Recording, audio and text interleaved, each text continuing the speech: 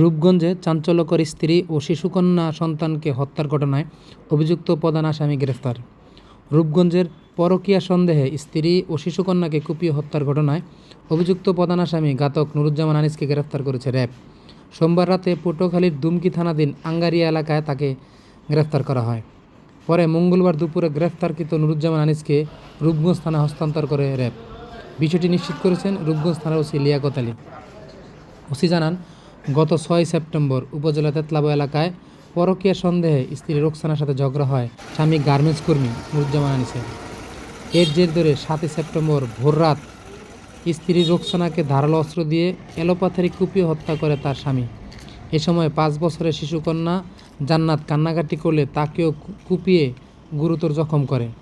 পরে ওই দিন বিকেলে ঢাকা মেডিকেল কলেজ হাসপাতালে চিকিৎসাধীন অবস্থায় মারা যায় শিশুকন্যা জান্নাত। এই ঘটনায় নিহত পিতা বাদী হয়ে রূপগঞ্জ থানায় মামলা দায়ের করেন।